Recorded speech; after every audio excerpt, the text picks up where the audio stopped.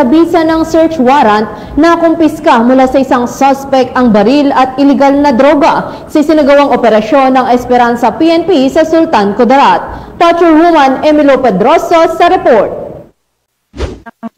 Lalaki ang natasyon ng PNP matapos makuhanan ng iligal na armas at droga sa loob ng kanyang pamamahay sa barangay Salabaka, Esperanza, Sultan Kudarat nitong buwan ng Oktubre taong kasalukuyan. Batay sa ulat ng mga otoridad, dakong alas 9 ng gabi nang nilusob ng Esperanza Municipal Police Station, katuwang ang 2nd Sultan Kudarat Provincial Mobile Force Company at Regional Special Operations Group 12, ang pamamahay ng kinilalang sospek na si alias Ted sa bisa ng search warrant na siyang nagresulta sa pagkakaaresto nito matapos ma-recover sa tahanan nito ang isang unit ng 38 revolver at 3 bala. Maliban dito, na-recover rin mula sa sospek ang isang piraso ng plastic sachet na naglalaman ng pinaghinalang shabu na may timbang na 5 gramo at nagkakahalaga sa standard drug price na 34,000 pesos at iba pang drug paraphernalia. Mahaharap ngayon ang sospek sa kasong may kaugnayan sa iligal na droga,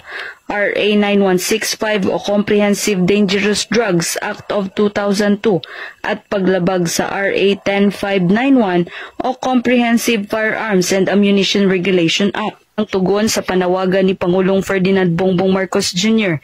na palawigin ang seguridad sa bansa tungo sa tuloy-tuloy na pagbabago at pag-unlad ng Pilipinas. Patuloy naman ang inilatag na operasyon ng mga kapulisan ng Police Regional Office 12 para labanan ang mga kriminalidad na isa sa umahadlang sa paglago ng ekonomiya. Mula dito sa Police Regional Office 12, General Santos City, ako ang inyong Police News Correspondent, Patrolwoman Emilio Pedroso, alagad ng batas, tagataguyod ng balitang pulis.